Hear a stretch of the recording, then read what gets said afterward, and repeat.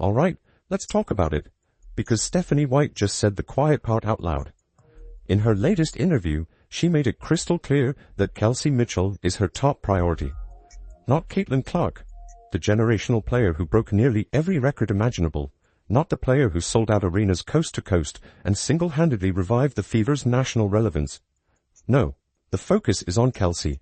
And before anyone twists this, let's be fair. Kelsey Mitchell is an elite talent, a veteran who's earned her respect. But there's a massive difference between retaining a star and building your entire franchise around one. One makes you competitive. The other defines whether you're chasing a championship or clinging to playoff scraps. And what's shocking isn't just what White said. It's how confidently she said it, like the decision was sealed before Caitlin's ankle ever hit the floor. And then came that line, a blessing in disguise. When your coach calls your superstar's injury that, it stops being coach speak and starts sounding like betrayal. Because let's look at the numbers. Kelsey Mitchell averaged 19.2 points this season. Solid, no question. But Caitlin Clark? She was right there a season ago, averaging 19 points as well, plus 8.4 assists, most in the league, and nearly 6 rebounds per game. The kicker? She did it while reinventing how defenses guard the Fever. One elevates everyone around her. The other is just elite at creating her own shot. Both valuable, sure, but only one is generational. And we all know which one that is. Here's where it gets even more ironic. After the Olympic break a season ago, when Caitlin was finally unleashed as the primary playmaker, Kelsey Mitchell's numbers improved.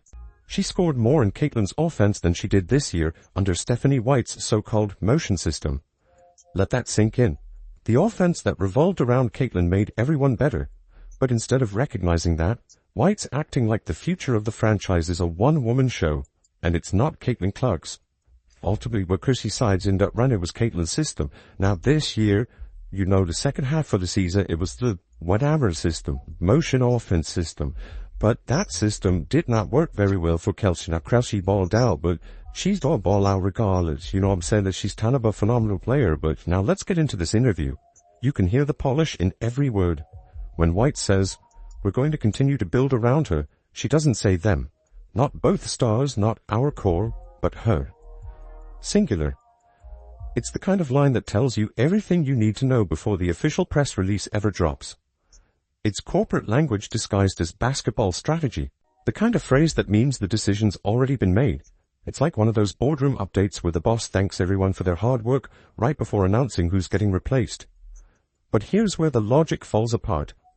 White keeps pointing to loyalty, saying Kelsey's earned it after years of losing seasons, chaos, and rebuilding. And yes, loyalty is admirable. But loyalty doesn't win championships. Generational talent does. The Warriors didn't build around their longest tenured role player. They built around Steph Curry. Cleveland didn't win by sticking to tenure. They went all in on LeBron James. That's how you build dynasties. Loyalty gives you stability. Talent gives you banners. Now, Kelsey Mitchell is a very important piece. She's part of the big three. But there's only one Jordan-like generational talent on this team.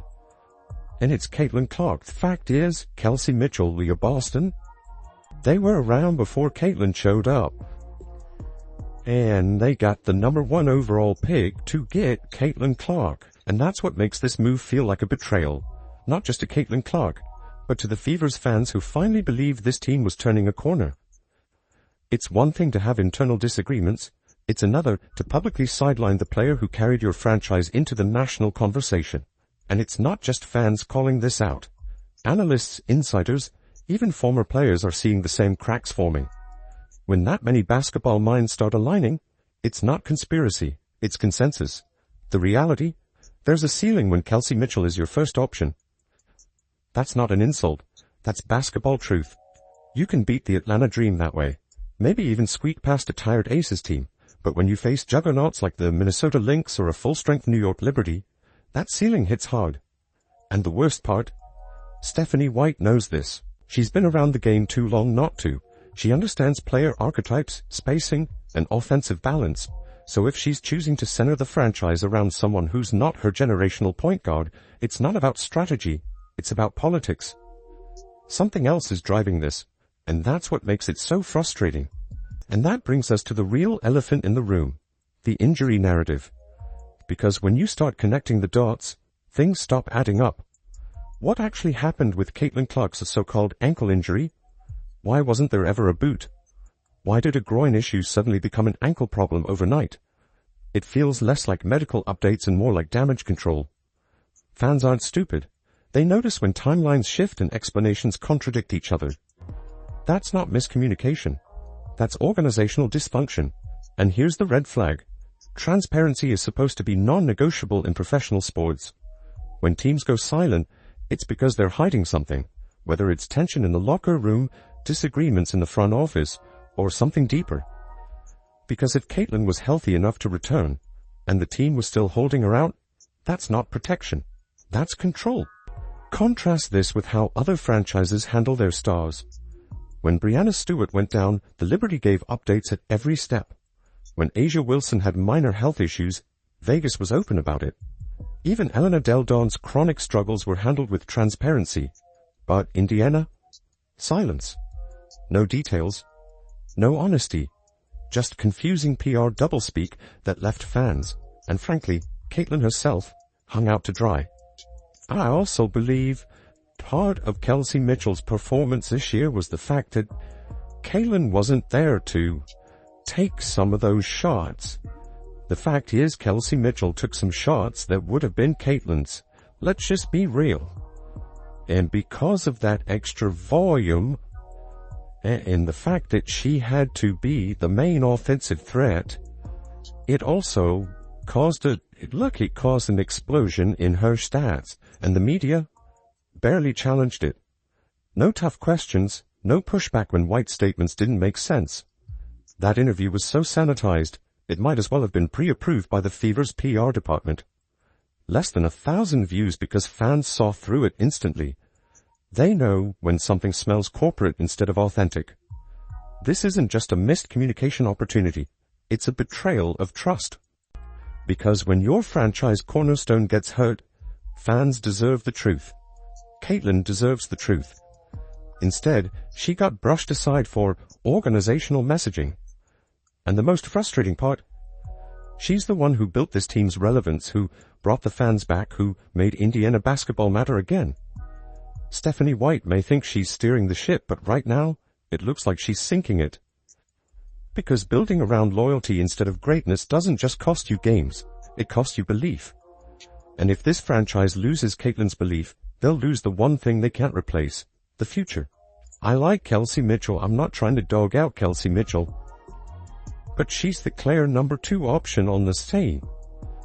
Alright, and everything should run through Caitlin Clark. Let's break down what really happened when Caitlin Clark went down, because this is where the mask finally slips. The second Caitlin was out, Kelsey Mitchell's usage rate exploded. Every possession that used to flow through Caitlin, every fast break, every late game set, every drawn-up play, suddenly belonged to Kelsey. And to her credit, she delivered. She put up career numbers, hit clutch shots, and looked every bit like an all-star. But here's the uncomfortable truth nobody in the Fever organization wants to admit. Sometimes players look better when the generational star isn't on the floor. Not because they've magically improved overnight, but because the offense is artificially inflated to run through them.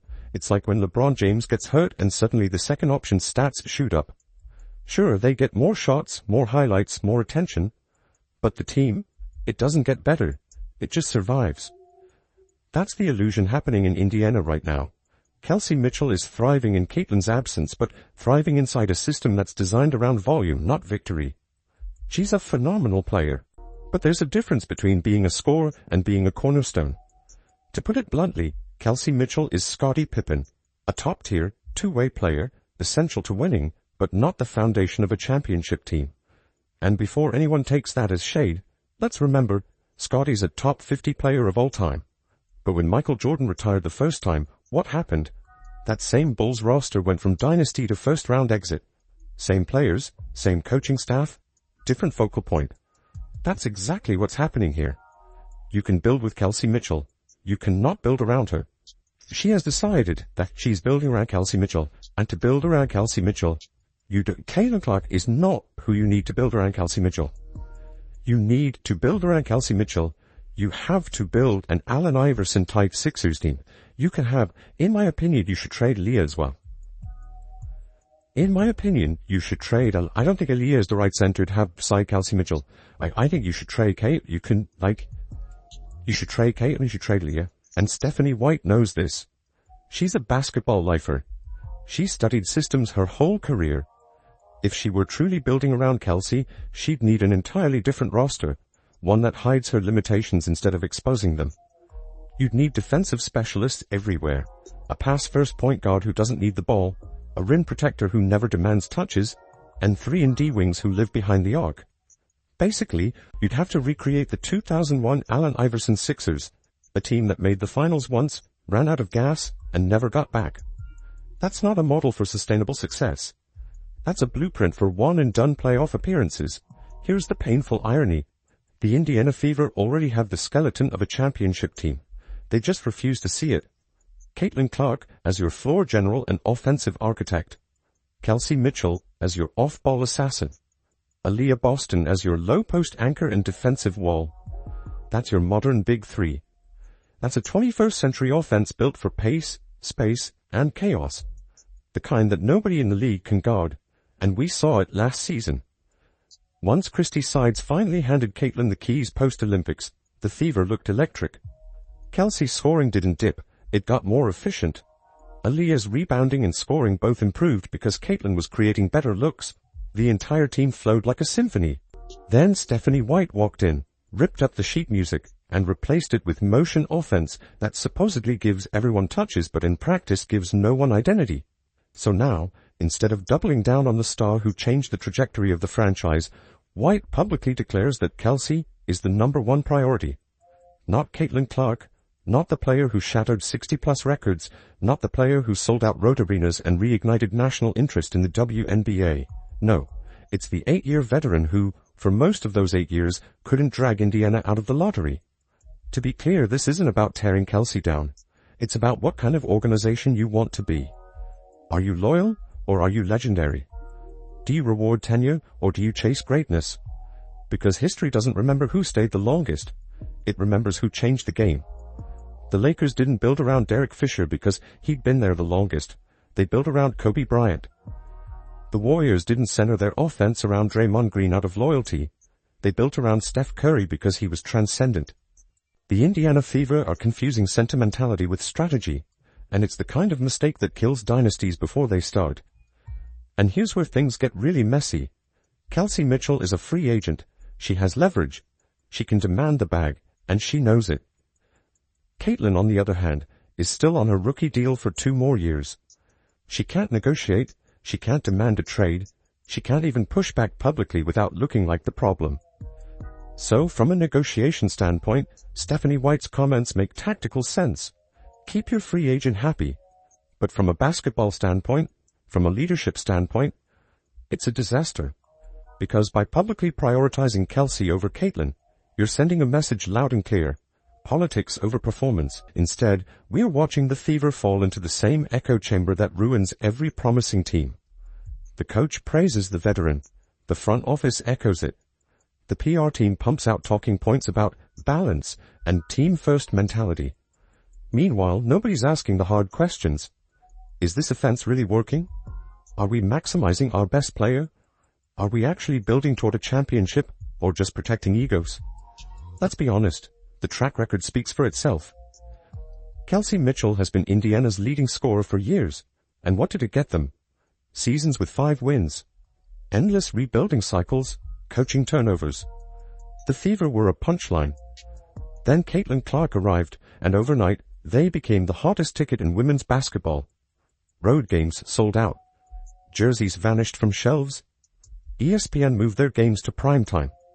One player, one generational talent, did that, and instead of building the future around her, the organization's effectively saying, "Thanks for saving us, now go stand in the corner." It's the kind of decision that will haunt them for years. Kelsey will get her max deal, she's earned it, but that money comes with expectations. She's now the franchise player. And when the Fever hit that inevitable ceiling, a second-round playoff exit, maybe a conference finals appearance at best, the questions will start pouring in. Why isn't Caitlin Clark running the offense more? Why does the system feel like it's holding her back? Why prioritize a veteran scorer over a once-in-a-generation talent? And by then, it'll be too late, because Caitlin Clark only has 2 years left on her deal. And if she spends those years trapped in a system that sidelines her greatness, watching a coach publicly downplay her role, what reason would she have to stay? She could walk into any locker room in America, New York, Las Vegas, Los Angeles, and instantly make them contenders. If Indiana keeps choosing politics over potential, they're not just risking a few losses, they're risking the future of the franchise. And here's the worst part, it's not even unique. The WNBA has a chronic problem with player evaluation and organizational blindness. Teams misjudge value, cling to loyalty, and fail to recognize the superstars right in front of them. The Fever are just the latest example of a small market team mistaking comfort for vision. And when Caitlin's contract is up, every major franchise in the league will be lining up with open arms. The Liberty, with their massive market and championship infrastructure. The Aces, with their proven culture of winning. The Sparks, with the glitz of LA and crossover exposure. They'll all be ready. And Indiana? They'll be left behind, clutching their motion offense, wondering how they managed to lose the most marketable, transformative player women's basketball has seen in decades. And when that day comes, the headlines will all say the same thing.